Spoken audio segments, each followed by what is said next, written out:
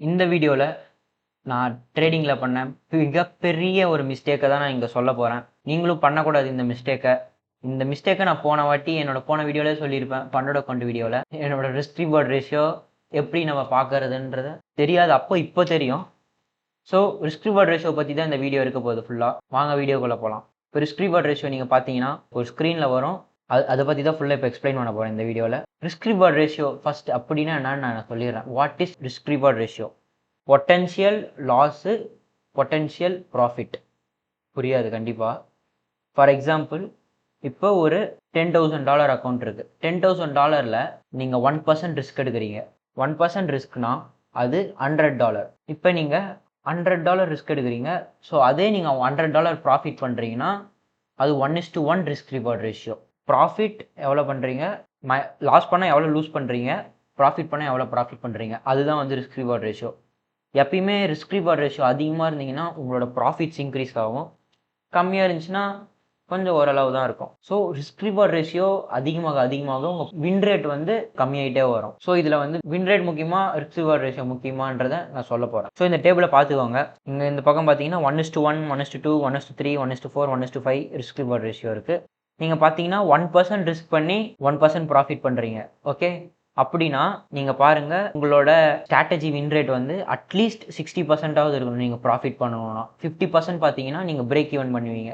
ஏன் break even பண்ணுவீங்கன்னா, அதான் நீங்க நான் சொல்லியிருக்கேன் அதுக்கு முன்னாடியே, 5 ட்ரேட்ஸ் நீங்க லூஸ் பண்றீங்கன்னா -5 ட்ரேட்ஸ் லூஸ் பண்றீங்கன்னா -5% ஆகுது. எக்ஸாம்பிளுக்கு வச்சுக்கோங்க. இப்போ நீங்க அந்த 5% நீங்க மறுபடியும் ப்ராஃபிட் பண்ணணும்னா இதே 1:1 ரிஸ்க் ரிவார்ட் ரேஷியோ வச்சு நீங்க வந்து 5 ட்ரேட்ஸ் எடுக்கணும். ஸோ நீங்க வந்து டோட்டலா 10 ட்ரேட்ஸ் எடுத்தாதான் நீங்க பிரேக் ஈவனே பண்ண முடியும். லாஸ்ல இருந்து மறுபடியும் பிரேக் ஈவன் பண்றதுக்கு 60% உங்களோட வின் ரேட் இருந்தா நீங்க ப்ராஃபிட்டபிளா இருப்பீங்க. ஸோ 1:1 ரிஸ்க் ரிவார்ட் ரேஷியோ வச்சிருக்க ஒரு ஸ்ட்ராட்டஜி வந்து 60% வின் ரேட் தராது. கண்டிப்பா 80-90% வின் ரேட் தரும்.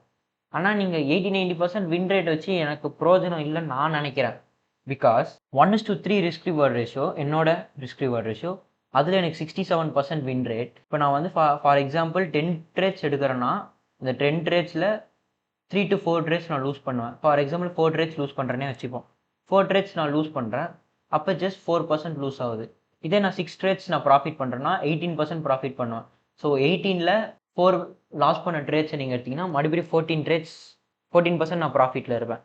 இதே 1:1 பார்த்தீங்கன்னா அப்படி உங்களுக்கு கிடைக்காது. 90% வின் ரேட் எடுக்கிறீங்க. அதே நீங்கள் 10 ட்ரேட்ஸ் எடுப்பீங்கன்னு வைக்கலாம். ஓகே, 10 ட்ரேட்ஸ் எடுக்கிறீங்க, 90% வின் ரேட், ஒரே ஒரு ட்ரேட் தான் நீங்கள் லூஸ் பண்ணுறீங்க, 1% லூஸ். ஸோ நீங்கள் அட்லாஸ் பார்த்தீங்கன்னா 9% தான் ப்ராஃபிட் பண்ணுவீங்க. நான் அதே 10 ட்ரேட் தான் எடுத்தேன். என்னோட வின் ரேட் வந்து 67% தான். ஆனால் உங்களோட வின் ரேட் 90%. எப்படி? வேஸ்ட். ஸோ எப்பயுமே 1:1 ரிஸ்க் ரிவார்ட் ரேஷியோவை தவிர்த்துருங்க. So next 1:2 risk reward ratio. இதுதான் ஒரு குட் ரிஸ்க் ரிவார்ட் ரேஷியோன்னு சொல்லுவாங்க. ஆனால் கண்டிப்பாக நான் சொல்ல மாட்டேன் அது குட் ரிஸ்க் ரிவார்ட் ரேஷியோன்னு.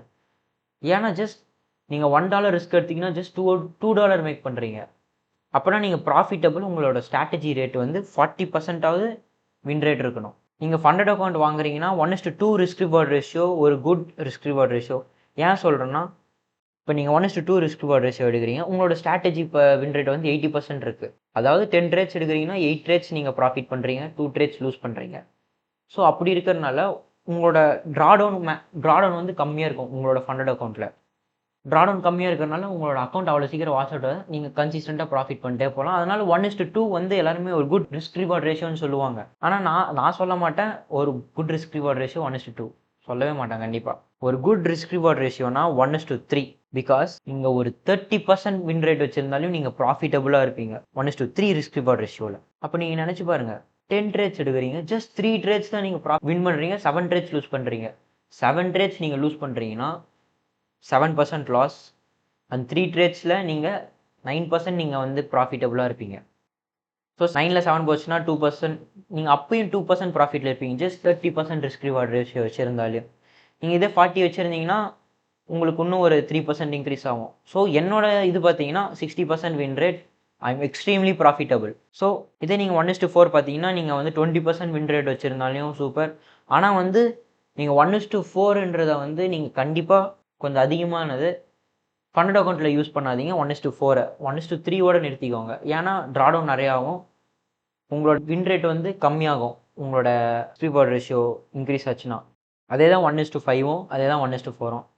ஃபண்டட் அக்கௌண்ட்டில் யூஸ் பண்ணாதீங்க. மற்ற அக்கௌண்ட்டுக்கு வேணால் நீங்கள் யூஸ் பண்ணிக்கோங்க, உங்களோட ஓன் அக்கௌண்ட். சரி, இப்போ நீ என்னடா சொல்ல வர, எந்த ரிஸ்க் ரிவார்ட் ரேஷியோ வைக்கிறதுன்னு நீங்கள் என்ன கேட்டிங்கன்னா, அதை நீங்கள் உங்களை தான் கேட்கணும். ஏன்னா உங்களுக்கு எது பெஸ்ட்டுன்னு தோணுதோ அதை நீங்கள் வைங்க. உங்களுக்கு 1:2 பிடிச்சா 1:2 வைங்க, 1:3 பிடிச்சா வைங்க, 1:4 இருந்தால் ஓகே, 1:5 இருந்தாலும் ஓகே. உங்களுக்கு பிடிச்சதை வைங்க, உங்களுக்கு எது தோணுதோ அதை நீங்கள் வைங்க. ஆனால் நான் ஃபண்டட் அக்கௌண்ட் நீங்கள் யூஸ் பண்ணுறீங்கன்னா மேக்ஸிமம் 1:3 இருக்கணும், மினிமம் 1:2 இருக்கணும். இதே நீங்கள் லைவ் அக்கௌண்ட்னா மினிமம் 1:3 இருக்கணும், மேக்ஸிமம் எவ்வளோ வேணாலும் இருக்கலாம். ஓகே, இந்த மிஸ்டேக்கை பண்ண எனக்கு தெரியாது. இதுக்கு முன்னாடி 1:2னா எப்படி இருக்கும், 1:3னா எவ்வளோன்னு நானே இப்போ தான் கற்றுக்கணும், கொஞ்ச நாள் தான் ஆகும். ஸோ இது நீங்களும் கற்றுக்கணும். சரி, அப்படியே ரிஸ்க் ரிவார்ட் ரேஷியோவும் பேசிட்டேன். அப்படியே ரிஸ்க் மேனேஜ்மெண்ட் பற்றி பேசிடுறான். ரிஸ்க் மேனேஜ்மெண்ட்னா என்னன்னு பார்த்தீங்கன்னா, அதில் உங்களோட பொசிஷன் சைஸ் இன்க்ளூட் ஆகணும், stop loss and take profit and உங்களோட ரிஸ்க் ரிவார்ட் ரேஷியோ, இது 4மே சேர்ந்தது தான் risk management. Position size previous வீடியோவில் சொன்ன மாதிரி தான். உங்களுக்கு எவ்வளோ லூஸ் பண்ணாலையும் தைரியமாக இருப்பீங்களோ அந்த அமௌண்ட்டை மட்டும் லூஸ் பண்ணுங்கள். எனக்கு 1% லூஸ் பண்ணால் தைரியமாக இருப்பேன்ப்பா, அதனால் 1% நீங்கள் லூஸ் பண்ணலாம். 2% எடுத்தாலும் பரவாயில்லப்பா, 10%னா கூட பரவாயில்ல. உங்களுக்கு எது பிடிக்குதோ அதை வைங்க. அண்டு பார்த்தீங்கன்னா ஸ்டாப் லாஸ், நீங்கள் ஸ்டாப் லாஸ் எங்கே வைக்கிறீங்கன்றது ரொம்ப முக்கியம். மோஸ்ட்டாக ஸ்விங் பாயிண்ட்ஸில் வைப்பாங்க, நீங்கள் எங்கே வேணாலும் வைக்கலாம். என்னோட ஸ்ட்ராட்டஜி நான் ரிஃபைன் பண்ணுறதுக்கு காரணமே என்னோடய ஸ்டாப் லாஸ் தான். லோவர் டைம் ஃப்ரேமில் ஸ்டாப் லாஸை நீங்கள் எவ்வளோ கரெக்டாக வைக்கிறீங்களோ அப்போ தான் நீங்கள் லாஸ் பண்ண மாட்டீங்க. அதனால் உங்களோட ஸ்டாப் லாஸ் பிளேஸ்மெண்ட் கரெக்டான ஒரு இடத்துல இருக்கணும்.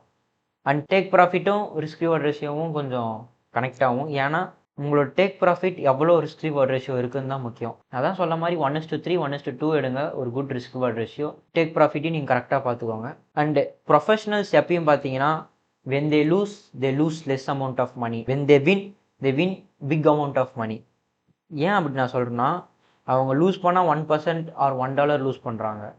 ஆனால் அவங்க அதே வின் பண்ணாங்கன்னா $5 $6 $3 $5 அந்த மாதிரி வின் பண்ணுவாங்க. ஸோ அதனால் ரிஸ்க் ரிவார்ட் ரேஷியோ உங்களோட ஓன் அக்கௌண்ட்டுக்கு அதிகமாக வச்சுக்கோங்க, ஃபண்டட் அக்கௌண்ட்டுக்கு கம்மியாக யூஸ் பண்ணுங்கள். இந்த வீடியோவில் அவ்வளோதான். தேங்க்யூ.